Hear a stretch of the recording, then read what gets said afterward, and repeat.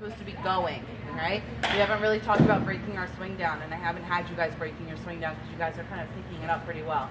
All right? So I want to make sure all of my friends remember we need to trigger every time we're on a tee. You should be hitting like you're in a game every single time, okay? However you hit in practice is how you're going to hit in a game, all right? So always take hitting seriously, all right? So make sure you have your trigger or your load, and make sure there's that split second. Right? Some of my friends remember we can't trigger and hit at the same time, right?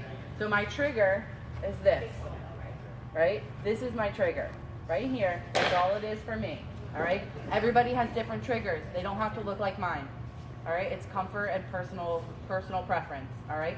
As long as your weight is staying back and there is a space between your trigger and your swing, all right? So we're triggering, we're looking forward. Our hand should be going forward, right?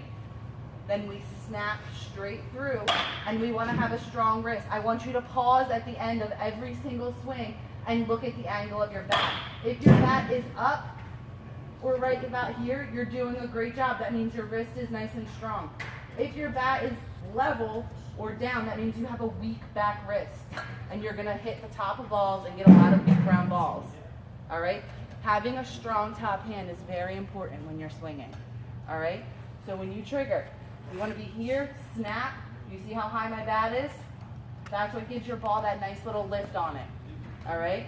Don't move the tees. All right, you see where this one is? We're not going to be all the way at the bottom today, all right? Make sure that you're not feeling like you have to drop your hands all the way down here, right? We're not taking our knob to our knees. We're taking our knob to the ball. Do you see how my hands are here? Taking our knob to the ball does not mean coming out though, right? That's not our knob to the ball anymore. That's why kind of like my hands are all awkward and level, right?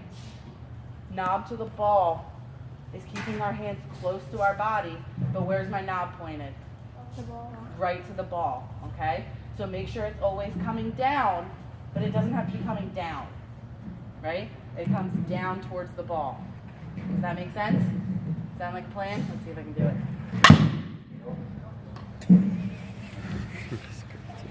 Do I get another try? Yeah. One more? Boo! Third time's the charm? Should we see? Third time's not the charm.